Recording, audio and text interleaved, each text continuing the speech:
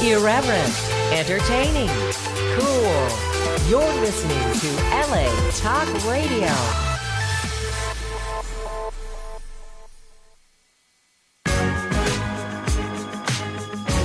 You're listening to What Women Want with Judy Goss and Kristin West, only on LA Talk Radio. Hello, everyone. Welcome to What Women Want Talk Radio. Thank you for joining us for our show tonight, Attracting More Money in Your Life. You've heard of The Secret and the Law of Attraction, of course. Well, apparently this works specifically for increasing your revenue, and we're going to find out more very soon how this works. I'm here with my co-host, Kristin West. Hello. You want more money, honey? Oh, my goodness. Of course we want more money, of course. And you know I mean, who doesn't, right? Yeah, I mean, and we can also use it to improve the lives of others, too. So of course we want more money. That's right. And you know what? We've improved our downloads. Hello. We've reached over 1 million downloads. So excited since we first hit the airwaves. It's official between latalkradio.com's archives, iTunes, Google Play, YouTube, and of course, all over social media. You can find us everywhere. So we're attracting more sponsors for our show for the next few months, and we're booked through April now. So get your date quick, as there are limited spots for the current rates that we are offering. Email us for a complete deck through our website, whatwomenwantradio.com. Very affordable advertising for our women-centric audience. We do have the most amazing guests, though, from celebrities in the entertainment and fashion world to world-class experts, doctors, lawyers, financial experts, like tonight with Monica Shah. We cover it all with our relevant lifestyle topics that make you think and motivate you. Conversation that feeds your mind and energizes your spirit. The Secret, Law of Attraction, meditating, thinking positive. There's a lot to this mental thing, isn't there, Kristin? It's amazing, the conversations we have here, and I'm so excited to have Monica on tonight to share her very interesting and unique perspective on all of this, because a lot of times we don't think of money as spiritual at all, and it's going to be interesting to listen to Monica's take on that. And you know what? Also, the word money, I feel like, makes people squirm sometimes, especially if you don't have a lot of it. Or even if you have a lot of it, maybe you don't exactly know how to manage it or don't want to admit you have it. I mean, there are so many different perspectives and ways to think about money. Well, I've personally applied some of the techniques that Monica is going to talk about tonight. And let me tell you, they are powerful. Not only does she know how to attract money, but she knows how to keep it coming. It's really wild. So my background comes from high fashion modeling with Ford New York. And after that, I was a magazine editor. Then that led to me hosting and reporting for Better TV, City Buzz, and a few other shows recently. And now I'm a regular contributor on NBC and Fox. I founded the company What Women Want Networking 7 years ago. We're nationwide with several regional chapters, and we're hosting our second national conference in October 19th through 21st. Tickets are now on sale, early bird tickets until June 1st, and that's at whatwomenwantconf.com. And I am also, on top of all that, a St. Martin's Press author and the mom of teenage twin girls and a radio show host of the best show in town. What about you, Kristin? Well, I'm also the co-host of the best radio show in town, and I'm here in the studio, and I'm so excited.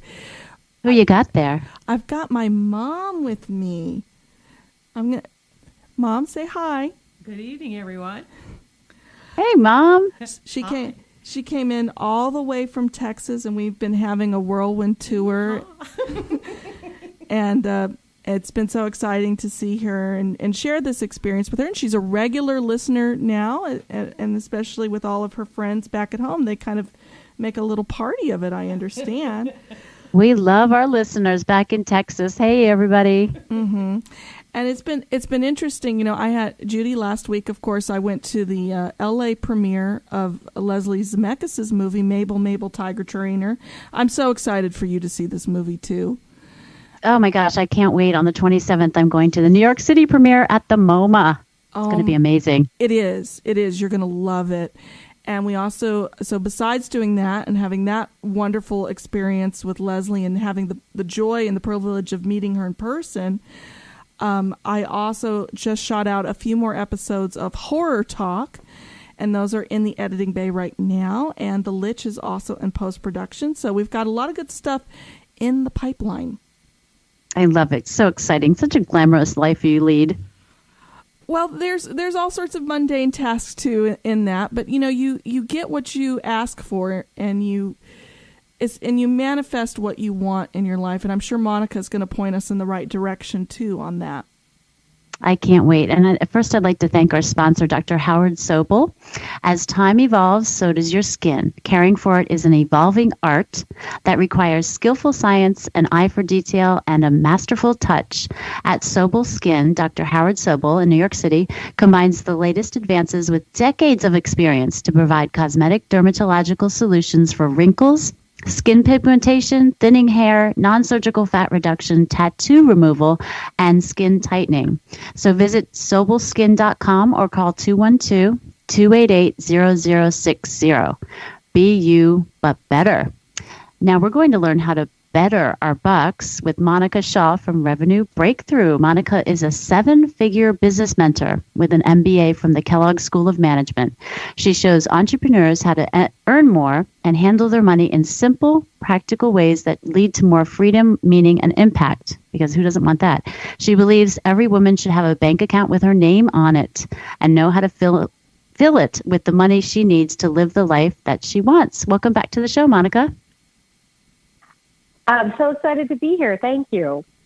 Oh my gosh, we're so excited to have you. And thank you for being such a support at What Women Want with the networking group. And you spoke at our national conference last year. Now you're having your own 3-day Master Your Money conference. You're all over the place.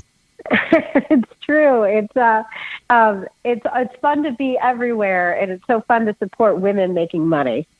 Oh my gosh, and it's fun to support you right back. I can't wait till the conference in April, and we're going to talk about that later and how you can get a discount ticket now just for the next couple of weeks. Now, but really what I want to know is that, I'm sure people look at you with this multi-million-dollar business and probably think, well, you sailed out of Kellogg School of Management, opened up your own company, and bam, you were successful, right? Sometimes that's not the whole story. I heard about a Subway story somewhere in there where you're crying on the floor of the Subway. I want people to know that's not necessarily how you started. Sometimes things are different than how they appear. No? Oh, it's true. My story, I would love for it to be that I sailed out of Kellogg and everything was glorious. But it definitely wasn't. I sailed out of Kellogg. That did happen. I left there, and then I went to L'Oréal Paris and worked there for a bit. And after L'Oréal, I started my first business. And within about 12 months of starting my first company, even with the MBA behind, the 3 letters behind my name, and even being the daughter of an entrepreneur, within 12 months, I was $25,000 in debt. And it wasn't so much that it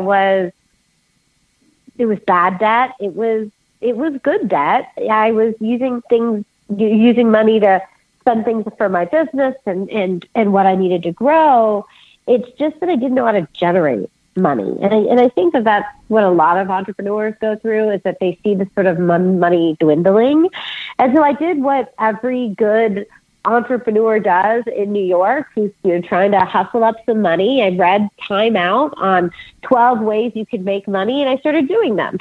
Everything from focus groups to selling stuff on eBay to dog walking and cat sitting. And one of those was renting my apartment out on Airbnb. Oh, my goodness. I was actually one of the first people to do that, to rent the apartment out on Airbnb. And there was a particular week where I had rented my apartment out for 7 days in a row. It had literally gotten to the point where when I met new people, like new friends, my old friends would be like, don't worry, if she asks you if you have an extra bedroom or an extra bed, she's not hitting on you. She's an entrepreneur and she needs somewhere to sleep.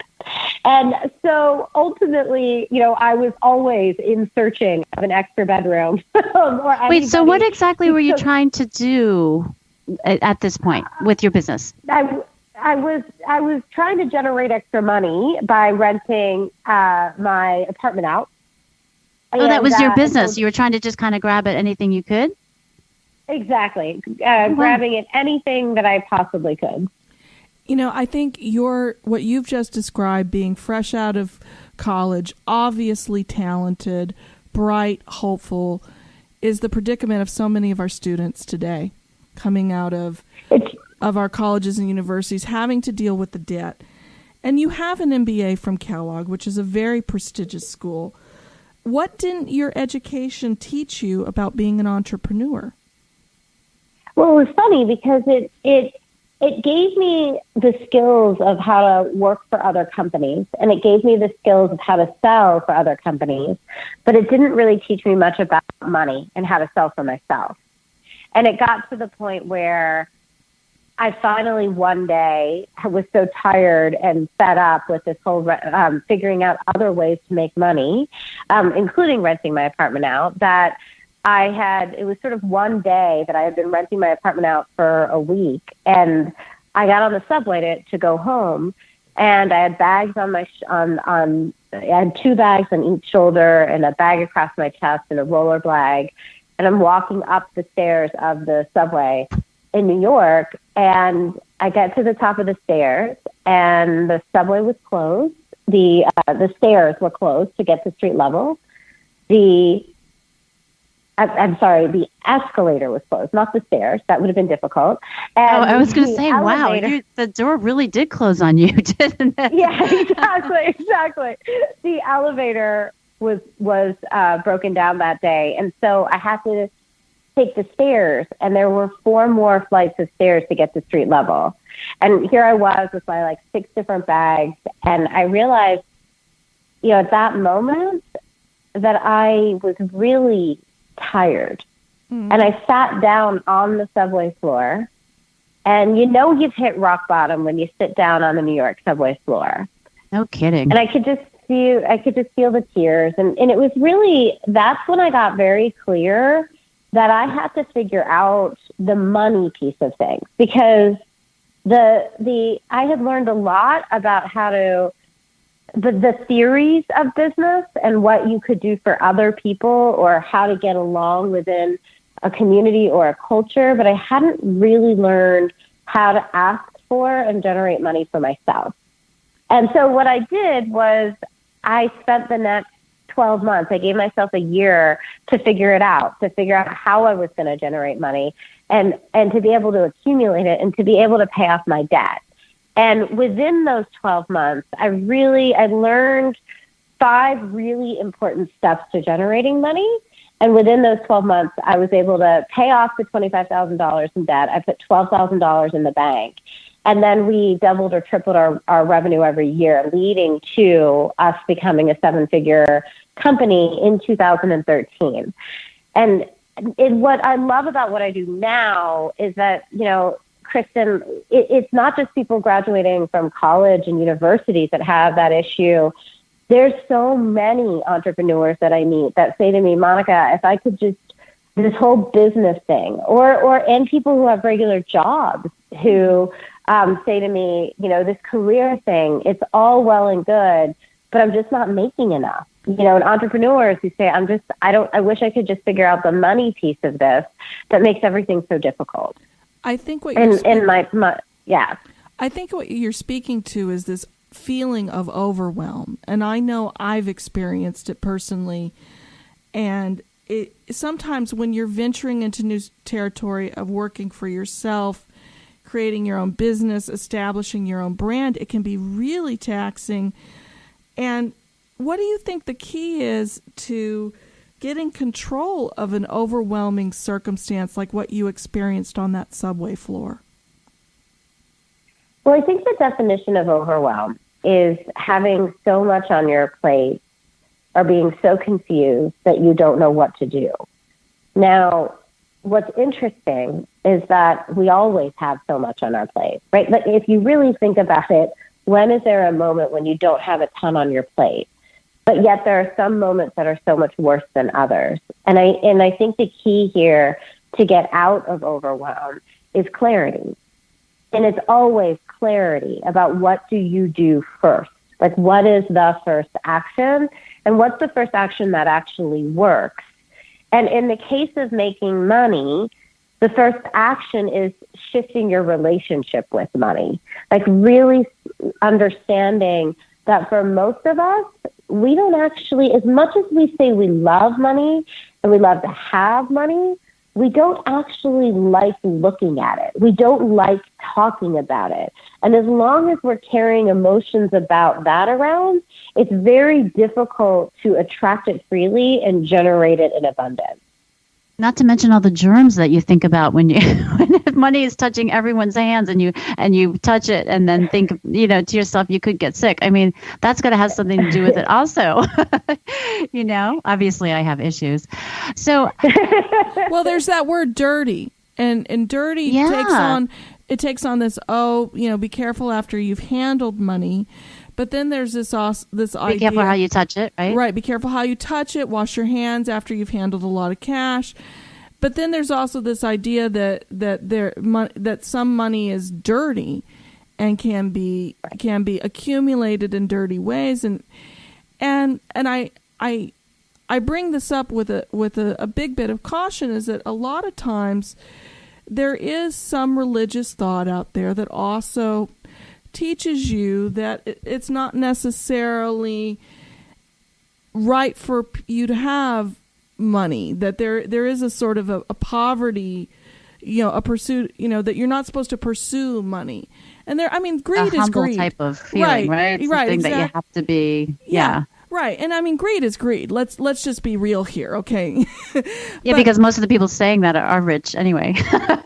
Right. Greed is greed, but there's a lot of cultural and religious baggage also around money, and I think it particularly affects women having money. What would you say to that, Monica? There's so much. So we're all, everything that we know and that we've experienced around money, like every behavior that we have that we're not even aware of, all came from things that you're talking about, Kristin. So a lot of it came from, it really starts from the age of 0 to 7, because everything that you see about money, everything you've experienced around money, everything that you've heard around money, when you're between the ages of 0 to 7, you're like a sponge. And all of your money beliefs and all of your money behaviors stem from things that you've seen, heard, and experienced from when you were little. So if within your house, there's a cultural connection that rich people are mean, or that if you're highly spiritual, you shouldn't accept money, or if money's really hard to get, or creative people never make money. If that existed in your home, or if you heard it, whether it was with your immediate family or whether it was with your community, it's going to affect all of your behavior. One of my clients, she was making a movie, and she would start her movie and stop her movie, and then start her movie and then stop her movie. And when she came to sit down with me, she was super talented, and she was one of those people, we sort of traced it back, and she said, when I was little, and I started to do more creative work, my mom sat me down and said, you will never be able to make money from a creative field. And that had stuck with her, and she'd had an agreement with that. And so every time she started to make a movie, she would self-sabotage and go back to a day job. And it all related to this belief system that you can't be creative and make a ton of money. Gee, sounds like how I was raised. Shifted that. I know, right? Everybody probably can relate. I mean, my mom's not sitting right next to me, so I can say that. Well, but, I'm fortunate because my mother is a professional in the arts. She's sitting right here.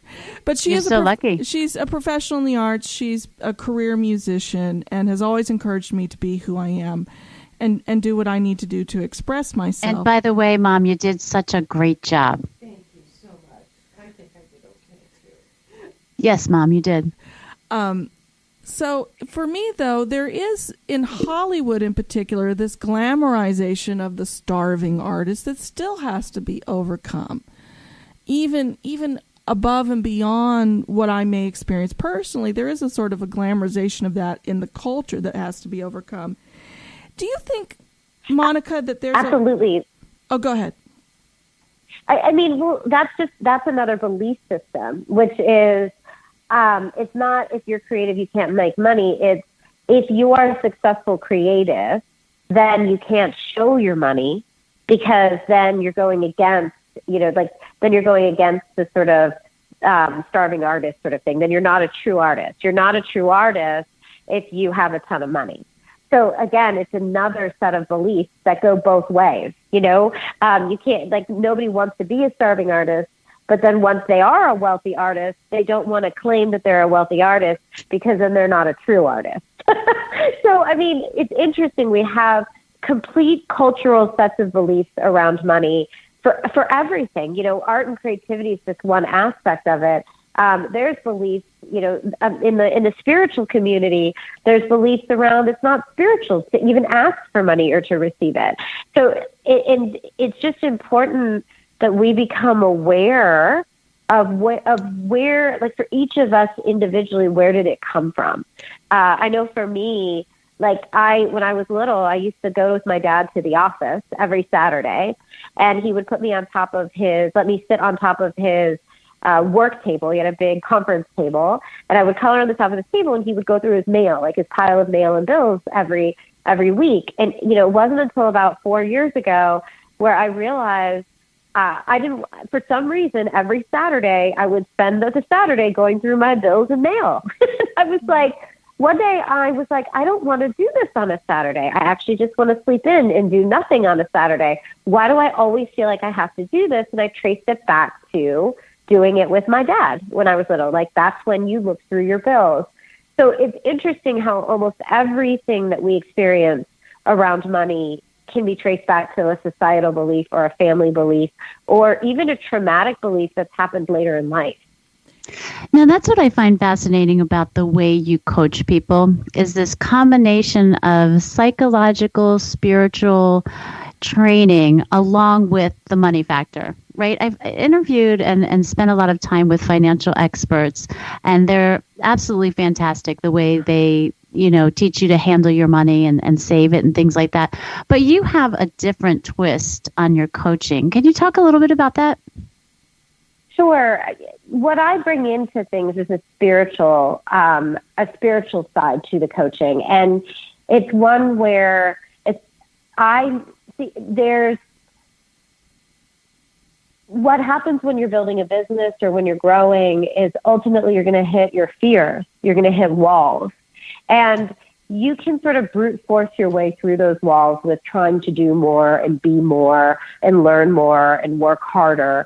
But ultimately, those things can be exhausting unless you get to the root of the belief and the root of where the fear is coming from, and also learning things like resilience and tenacity from a spiritual level. Also learning things like surrender and faith from a spiritual level can be the foundation for making things easier. Not to say that you're not going to hit the bumps along the road, but being able to manage them it's a process of being able to make those bumps easier, to be able to stand, to be resilient, and to have more tenacity, and to grow faster when you're not trying to just force your way through it, but when you have trust and faith and surrender alongside of it. I think one of the most important things that you've brought up in this conversation so far is that we don't really talk about money. And because we don't talk about money, and by extension, we don't talk about class, it's a very taboo subject, especially in American society, and it's become very politicized as well, is that people do become isolated.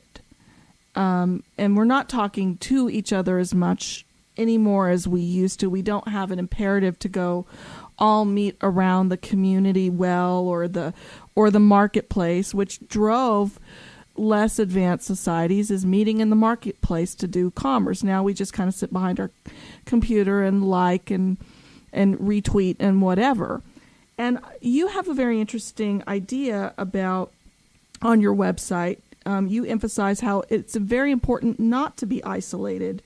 And so many people struggle with isolation. What does isolation do to your ability to generate wealth? Yeah, one of my key phrases is isolation is the enemy of wealth. And part of what happens is I believe that we all go through 60 to 90 day cycles. And on those 60 to 90 day cycles, you go through a period where you're inspired and motivated and you have momentum. And usually that is right after you've been with a community or in a community or at an event. And then you go and you get a ton of stuff done and you're happy and you're accomplishing things and things are going well. And then you sort of go to the down part of the wave where things start to lose their momentum and you go into a cycle of sometimes doubt, sometimes fear, and this is various levels for different people. And usually what happens around that time is that you need to get back into community. You need to get back in around people that love and support you. And I think it's one of the reasons, there's so many aspects of community that are important, but one of them is keeping inspired momentum. Not to mention the fact that money comes through people. So if you are doing the law of attraction or you are having positive thoughts or you're praying or you're visualizing, the universe and spirit can't make money rain from the ceiling. It can give you opportunities through people. So all of that visualizing and all of that praying and even the work of like doing your website and getting organized and the things that you're doing, in order to generate money, you've got to be able to connect with people who give you opportunities, be able to go out and speak in front of people, be able to meet people who might be your clients and do sales conversations with them and ask them for money. But as long as you're isolated, there's very little that can actually shift and change either through because there's not people that you're connecting with. Yeah, I heard you talk about that a little bit on your Facebook Live video earlier. And I think I even commented in, it's about balance, having that balance between, the sheets that you pass out. You have a money tracking sheet and Excel sheets and calendars and all that, and being by yourself and spirituality. I think you have to kind of just have a little bit of each one and make sure you balance it out. And yes, the actual contact with people is so important. I've realized that, and I've gone through my isolation issues, and realized, oh my gosh, what am I doing? I'm, driving myself here into the ground when you're sitting at home alone, and it can be very overwhelming and intimidating. That is for sure. I'm wondering what your spiritual journey was to, get yourself to this point. Did you have one? Were you always kind of naturally this way, or what's your story behind that? Yeah, I've got a great story. So I've always been spiritual. Today, the way I would describe myself is that I'm a healer and I help people clear beliefs that are getting in their way of helping them to generate more money in their business. And I'm a business coach. And the reason I started to do this is because of my experience around it. So I was creating it was years ago, and I was in the run up to one of my 3-day events. And I was really excited about the event. It was early on, and I was super nervous. And I wanted there to be 200 people in the room at this event. And we were having people register, we're running this event, registration's going well. And then we get up to about 130 people registered for the event. And that week, in 1 week, 40 people dropped out. Like 40 different people emailed us and said that they couldn't come to the event. And I was devastated. When you do an event of that size, we had already invested close to $50,000 or $60,000 to do the event, and I was just devastated by it, and I couldn't figure out what was going on. And at that moment, I knew that there was ways that I could do more marketing, and I knew that I could put myself out there, but it felt like there was something deeper going on. Like I was pushing this away, and I had to deal with that. So I actually got on the phone with one of my spiritual mentors, and we talked about what was happening and we tested sort of beliefs, and we looked at what was underneath the surface. And what we found out was that I had a fear of standing in front of a room of more than 200 people. And that if I stood in front of a room of more than 200 people, that something bad would happen. And that I was afraid of being seen and afraid of being recognized. And it was sort of a deep-seated fear around that. And that we needed to clear that fear. So we did. We worked on clearing that fear and creating new beliefs around it being safe to be seen, it being safe to be recognized. And I know so many people that share that fear that something terrible is going to happen to you or to somebody else if you're seen or you're recognized. And what was so interesting is that immediately I felt better. Like immediately I felt like a weight had lifted off of my shoulders and off of my chest. And it wasn't like, then immediately people started flying in. What happened was, because the weight was lifted off my chest and my shoulders, suddenly the ideas started flowing in for how I could connect with more people and inspire more people to join the event and get the mission out there in a bigger way. And little by little, more and more people, week by week, registered for the event. And we ended up hitting past 200 that year for registration. And what was more important than ever was that when I got on that stage, all of a sudden, it was the first time. I'd been on stages a lot prior to them, but every time I'd been on stage prior, it felt like there was a wall of fear between me and the room. And suddenly, for the first time, it felt like I could actually feel the room, that it was safe for me to resonate with the room. And I became a different person. And I connected and attracted people in a different way, and it was so much more fun. And that was the beginning of me realizing that it was the beginning of my own journey in becoming a healer and helping other people do this work. And it was my beginning of my realization that you have to do both. Like you have to learn when you're trying to grow business or make more money, you definitely need to learn solid business skills like speaking and networking and technology skills and learning how to do webinars and, the whole learning how to manage a team and write and all kinds of great business skills. And there's also a piece in there where you have to work with the underlying beliefs that are getting in your way of being able to take on opportunities and to do the invitations. And that was that's when I started really working with my clients on both sides of it, not just the business side, but also what are your fears? Where are you self-sabotaging? Let's clear those beliefs so that you can move forward faster. Monica, it's interesting that you brought up that fear of being seen, because I know I've experienced it myself, and I know people who are professional performers who have that. It's something that people really do need to examine with someone who is skilled in dealing with this like you, because I know it exists for me on a very personal level. It's something I kind of had to grapple with alone. So I'm so glad that you brought that up. And it's true. Yeah, it's totally true.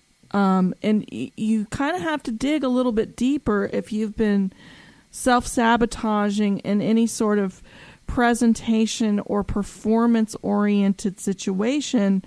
You really need to take a big look at that. I just want to tell people that from a very personal place, that is a real thing, what you're talking about.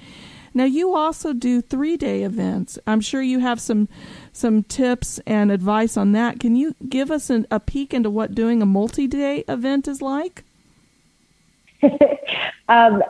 It's in terms of preparing for one, Kristin? Sure, or whatever wisdom you want to give us. Yeah, what do you do to people in 3 days? My 3-day events. So the one that's coming up, and this is actually the one that I was preparing for even 4 years ago, or 5 years ago. It's called Master Your Money. It's April. So this is your fifth year doing it? This is our 7th year doing it. 7th year. Congratulations. Thank you. It's April 26th through 28th in Atlanta. And it's the combination of clearing money beliefs underneath the surface. It combines, like on day one, we look underneath the surface and we look at what are your money beliefs that are triggering you to take certain actions. How are you conflicted around money? What are your triggers around money? What does that look like in your world? Because often we do things we don't even realize. I know so many business owners who will self-sabotage by spending 10 hours like preparing for a talk, or if you're in the workforce, you've got a big presentation the next day and you stay up till 3 or 4 a.m. and you don't need to be doing that, but there's a belief underlying that you can't do it any other way, that you have to work really hard all the time to generate great things. So it's like beliefs like that we look at, that we clear, so that then on day 2 of the event, we can position you, and I teach you how to make money, like actually do things to make the money now that you have the space to look at it. And then on day 3, we talk about how to make money without it all depending on you. So how do you build a team? How do you scale? How do you make products so that you can go from one to many?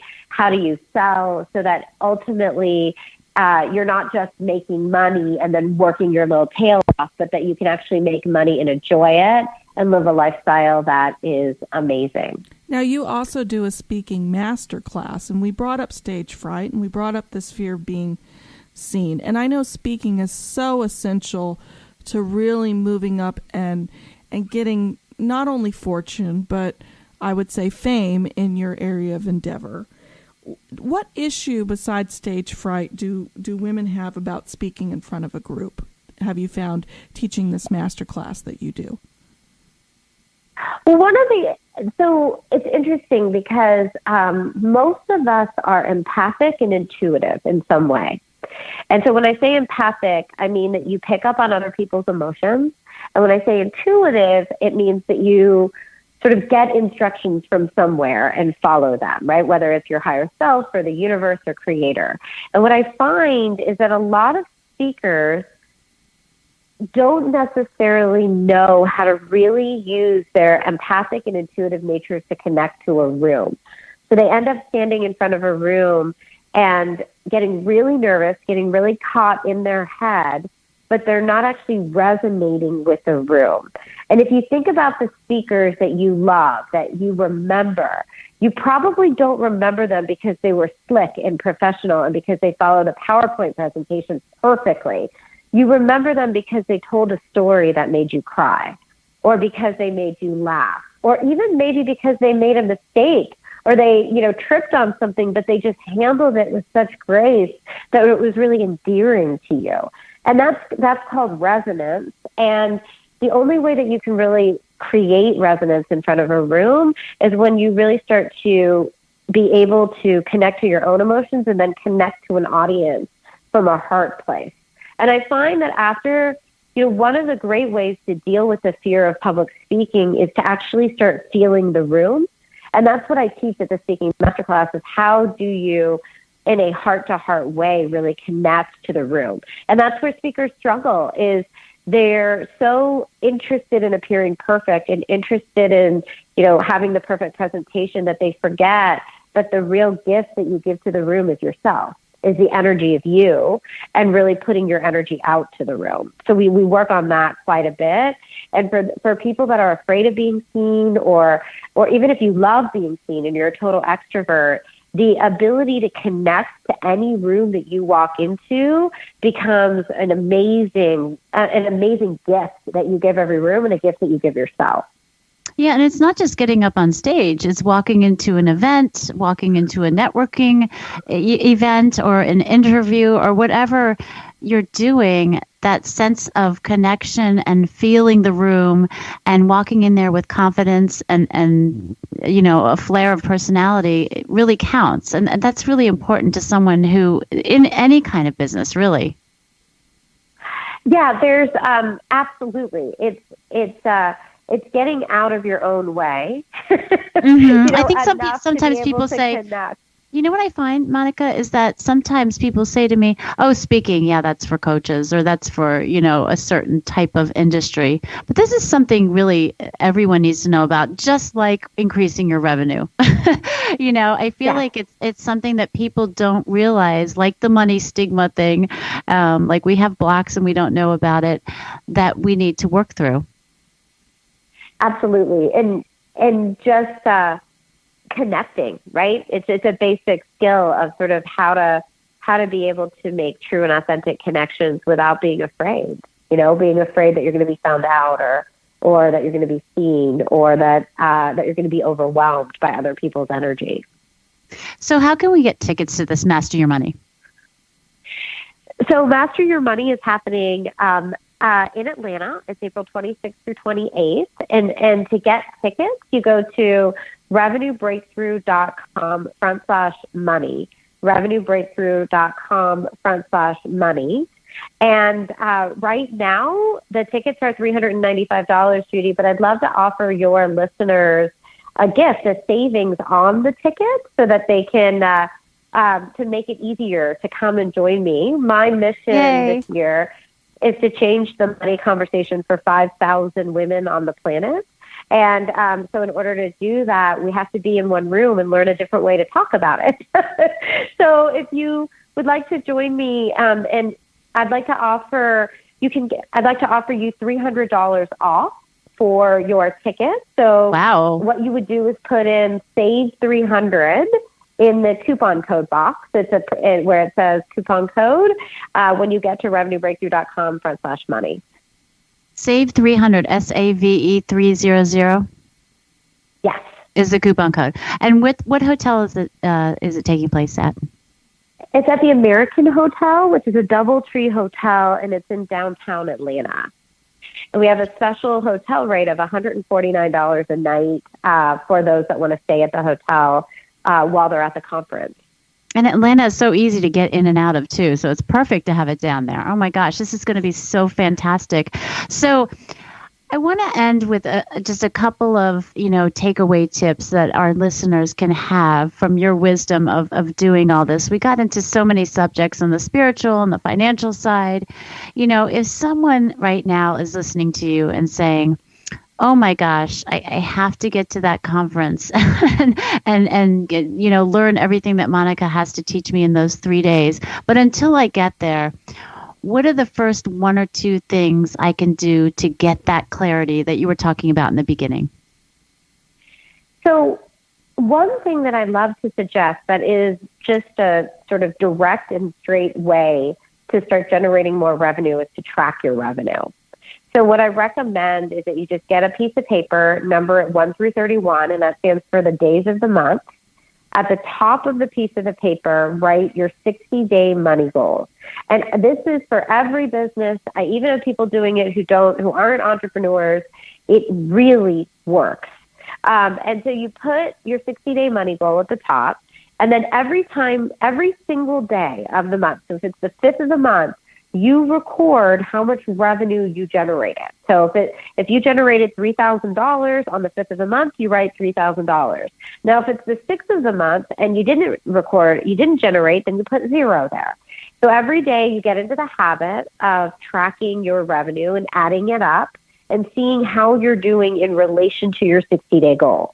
Now, the beauty of this is that it keeps you really focused in on money and generating more money, because it's very easy to get off track with, shiny objects that come up and other things that you may want to do in your business. It really has you focused in on where am I in terms of my revenue goal and how can I get there? And people ask me all the time, Monica, at the beginning, how did you double your income every year? What did you do to go from 100,000 to 300,000? And what I didn't do was look at my big goal all the time and be overwhelmed by it. What I did do is I broke it down into these 60-day chunks of how much I wanted to generate in each 60-day chunk, and then I tracked it every single day. So you And can clearly see where it's coming from, how much, you're generating and what's working and what's not. Absolutely. Absolutely. And the only rule here is it's actual income. It's not contracted income. So if somebody says, I'll pay you $2,000 next week, you would wait till the next week before you tracked it. So if something's not working, you drop it, you put it aside for a while, you work on something else. I mean, I guess there are steps to that also, correct? In terms of if something's not working. I guess evaluating, like how you evaluate, maybe it's not working right now, but it might be working for you in the future. Like, how do you go through that process? I guess we need someone like you, right? To kind of guide us through that type of process. I think so. I mean, I definitely think you want help, right? You want somebody always, whenever you're working on anything, go to an expert who's done it before, who knows what they're doing, and ask their opinion on it. You want to look at what are the experts doing, and does this sort of fall under something that they would agree with or that they would see? I mean, I think that what I spend all day long doing with my clients is evaluating, what is the next step that we need to do to generate your next income level or to make the impact that you want to make in the world, and how can we get there? And I'm sure an event like you have coming up in April must be so powerful that you're in the room with so many other women who are also so passionate about learning the same thing, right? Supporting each other, and attending an event like this must really pull something out of you that you normally wouldn't have the courage to possibly discover, I'm imagining. Right. It's an incredible experience to have, 150 other women who are, what we do is we when you're at home and you're in a community, there's beliefs that are hanging in the air, literally. And that those beliefs are things like, I can't do it, or you can't talk about money, or this isn't going to work. And often many of us were the only entrepreneurs in our families. Some of us are the only entrepreneurs in our communities. And so you're in almost like an environment at home where the air is thick with disappointment, or the air is thick with, I can't. And when you walk into a room where suddenly the entire energy there is, let's be open, let's be honest, let's talk about this, whether it's good, bad, or ugly, or great, let's get it out, let's talk about it, let's be open about it, let's figure out where it came from, and then let's release it and clear it and be okay with it. It shifts so much for people. Oh my gosh, yeah, don't fall into that isolation trap. Yeah, between the beginning of day one and the end of day one, people literally look different because they've openly had conversations around money and they've been able to do it all day long. It's pretty profound. In fact, I always say by the end of Master Your Money, people can't stop talking about money because suddenly there's a safety around it, and there's a way to really step into hope and opportunity with it, and to be shameless. To really, because I'm a stand for money. I'm a stand for every woman having plenty of money, and I'm absolutely shameless about that, because I know if we put enough money in the hands of the right women, this world is going to look like a different place. And it's already started within our tribe, like the amazing things that are going on within the Revenue Breakthrough Tribe in terms of homes and charities and communities that are shifting is amazing. And so we all deserve to have more of that.